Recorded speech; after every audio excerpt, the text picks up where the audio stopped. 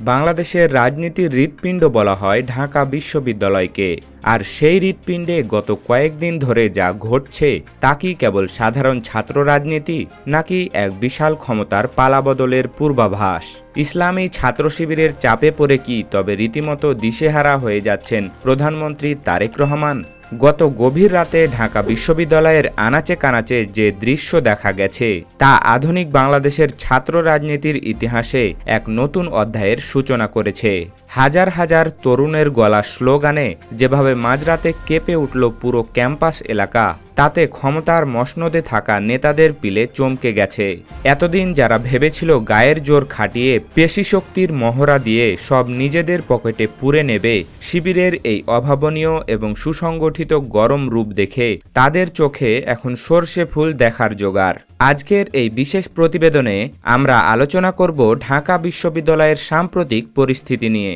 আমরা সরাসরি প্রশ্ন তুলব, ধানমন্ডি থানায় এমন কি ঘটেছিল যার কারণে ভিপি সাদিক কায়েম রুদ্রমূর্তি ধারণ করলেন, আর কিভাবে তারেক রহমানের আদরের মেয়ে জাইমা রহমানকে নিয়ে পাতা নোংরা এবং প্রযুক্তি নির্ভর ফাঁদ উল্টো সরকারের গলাতেই ফাঁস হয়ে আটকে গেল। এই সমস্ত হাড়হিম করা গোপন সত্য এবং রাজনীতির পর্দার আড়ালে চাল নিয়ে আমাদের আজকের এই বিশেষ বিশ্লেষণ। সবাই যখন ভাবছিল জোর খাটিয়ে পুরো ক্যাম্পাস হাতের মুঠোয় নিয়ে নেবে বর্তমান সরকারের লোকজন, ঠিক তখনই হিসেবে মস্ত বড় ভুল ধরা পড়ল। বাইরের কোনো লোক ছাড়াই ঢাকা বিশ্ববিদ্যালয়ের ভেতরে সাধারণ ছাত্রদলের যে বিশাল ঢল নামল তা দেখে বড় বড় রাজনৈতিক বিশ্লেষকদের চোখ কপালে ওঠার জোগাড়। গত 15 বছর ধরে যারা শিবিরকে কেবল আড়ালে থাকা বা নিষিদ্ধ তকমা দিয়ে কোণঠাসা করার নীল নকশা সাজাচ্ছিল, শিবিরের এই নাছোড়বান্দা এবং বুদ্ধিভিত্তিক স্বভাব তাদের রীতিমতো ঘোল খাইয়ে দিয়েছে। আগের সেই গতানুগতিক চুপচাপ ভাব ঝেড়ে ফেলে তারা এখন এমন এক নতুন রূপ নিয়েছে যা দেখে তারেক রহমানের দলের ছাত্রনেতারা রীতিমতো চুপসে গেছে। তাদের অন্ধকারে রাজপথ কাঁপানো সেই স্লোগানগুলো কেবল শব্দ ছিল না, তা ছিল একটি স্পষ্ট বার্তা। সাধারণ ছাত্ররা এখন আর ভয়ের কাছে মাথা নত করতে রাজি নয়।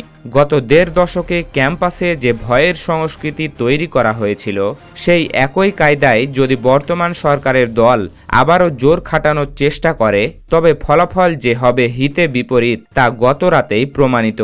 শিবিরের এই কৌশলগত অবস্থান প্রমাণ করে যে তারা এখন আর লুকোচুরি নয়, বরং রাজপথে বুক ফুলিয়ে নিজেদের আদর্শ জাহির করতে প্রস্তুত।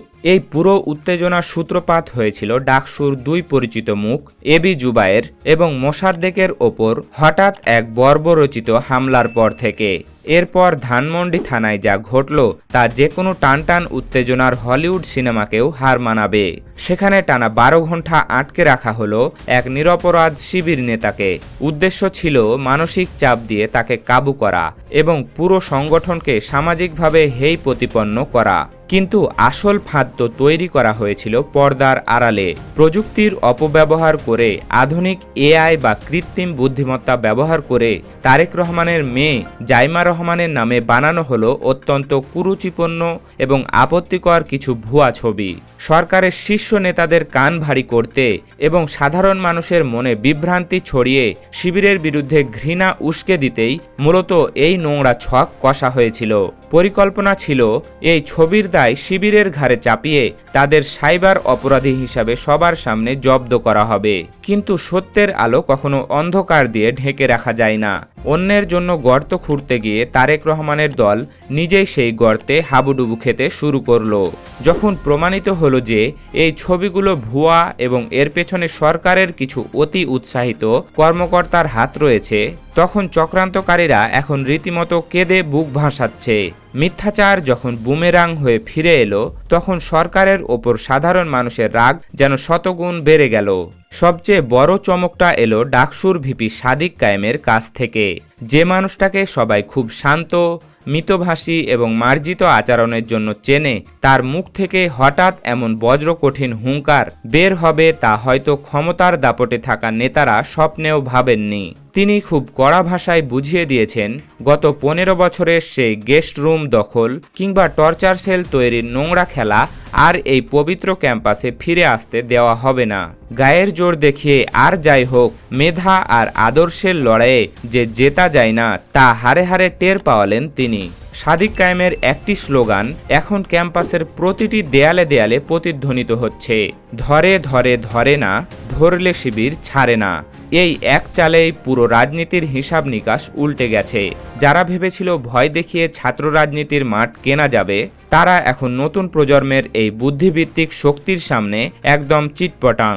ভিপির এই অনমনীয় অবস্থান সাধারণ ছাত্রদের মনে এক বিশাল সাহস জুগিয়েছে, যা তারেক সরকারের ছাত্র সংগঠনের জন্য এক চরম রাজনৈতিক পরাজয় হিসাবে গণ্য হচ্ছে। বর্তমানে ছাত্রদলের ভেতরে এমন সব হাসির কাণ্ড ঘটছে, যা নিয়ে পুরো দেশে রীতিমতো হাসাহাসি এবং ট্রল চলছে। শুনলে অবাক হবেন, 3 সন্তানের বাবাও নাকি এখন ছাত্র রাজনীতির মাঠে কিশোর সুলভ দাপট দেখিয়ে বেড়াচ্ছেন। এই বুড়োটে নেতাদের দিয়ে ক্যাম্পাসের দাপট দেখানোর যে চেষ্টা, তা সাধারণ ছাত্রদের কাছে সির্ফ বিনোদনের খোরাক। যুগের সাথে তাল মেলাতে না পেরে তারা এখনও সেই পুরনো আমলের রামদা চাপাতির রাজনীতিকেই আঁকড়ে ধরে বাঁচতে চাইছে। একদিকে হাতে অস্ত্র নিয়ে ঘুরে বেড়ানো কিছু পেশাদার বয়স্ক ছাত্রনেতা, আর অন্যদিকে সাধারণ ছাত্রদের অধিকার এবং সুন্দর ক্যাম্পাসের স্বপ্ন দেখানো শিবির। এই আকাশ পাতাল পার্থক্যটা সাধারণ ছাত্ররা খুব সহজেই ধরতে পারছে। তারা আর বোকা নেই, তারা জানে কারা তাদের শিক্ষার পরিবেশ নিশ্চিত করতে চায় আর কারা শুধু ক্ষমতার দালালি করতে চায়। এই সাংগঠনিক দুর্লভতায় ছাত্রদলকে সাধারণ ছাত্রদের কাছ থেকে যোজন যোজন দূরে সরিয়ে দিচ্ছে। প্রধানমন্ত্রী তারেক রহমান যদি এখনই তার এই লাগামহীন ছাত্র সংগঠনের রাশ টেনে না ধরেন, তবে এই গায়ের জোরের রাজনীতি আগামী নির্বাচনে তাদের পতনের প্রধান কারণ হবে। সাধারণ ছাত্ররা যেভাবে শিবিরের আদর্শ এবং কৌশল রাজনীতির সাথে একত্র হচ্ছে, তাতে সরকারের কপালে যে চরম দুর্গতি আছে তা বলার অপেক্ষা রাখে না। অহংকার এবং সাধারণ ছাত্রদের পালস বুঝতে না পারার ব্যর্থতাই শেষ পর্যন্ত বর্তমান ক্ষমতার সবচেয়ে বড় শত্রু হয়ে দাঁড়াবে। মনে রাখতে হবে, ছাত্ররা যখন জেগে ওঠে তখন বড় বড় গদিও তাসের ঘরের মতো ভেঙে পড়ে।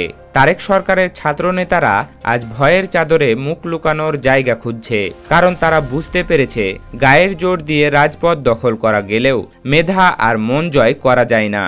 ঢাকা বিশ্ববিদ্যালয়ের এই জাগরণ কেবল একটি ক্যাম্পাসের বিষয় নয়, এটি সারা দেশের ছাত্র রাজনীতির মোড় পরিবর্তনের ইঙ্গিত। সাধারণ ছাত্রদের এই প্রবর্তনের ক্ষমতা তারেক সরকারের জন্য এক বিশাল ধাক্কা। এখন দেখার বিষয়, সরকার কি দমনের পুরনো পথ বেছে নেবে, নাকি নিজেদের ভুল শুধরে নিয়ে ছাত্রদের গণতান্ত্রিক অধিকার ফিরিয়ে দেবে। সুপ্রিয় দর্শক, ছাত্র রাজনীতির এই নতুন সমীকরণ এবং শিবিরের এই শক্তিশালী প্রবর্তনকে আপনি কিভাবে দেখছেন? আপনার কি মনে হয় তারেক রহমানের ছাত্র সংগঠনের গায়ের জোরের রাজনীতি আজ অকেজো হয়ে পড়েছে? সাদিক কায়েমের সেই ঐতিহাসিক স্লোগান কি সত্যি ক্যাম্পাসের শৃঙ্খলা ফেরাতে পারবে? আপনার মূল্যবান মতামত আমাদের কমেন্ট বক্সে সরাসরি জানান। ভিডিওটি জনসচেতনতায় শেয়ার করুন এবং রাজনীতির পর্দার আড়ালের খবর সবার আগে পেতে আমাদের চ্যানেলটি সাবস্ক্রাইব করে বেল আইকনটি চেপে রাখুন। দেখা হবে পরবর্তী কোনো ভিডিওতে। সেই পর্যন্ত ভালো থাকুন, সুস্থ থাকুন। ধন্যবাদ।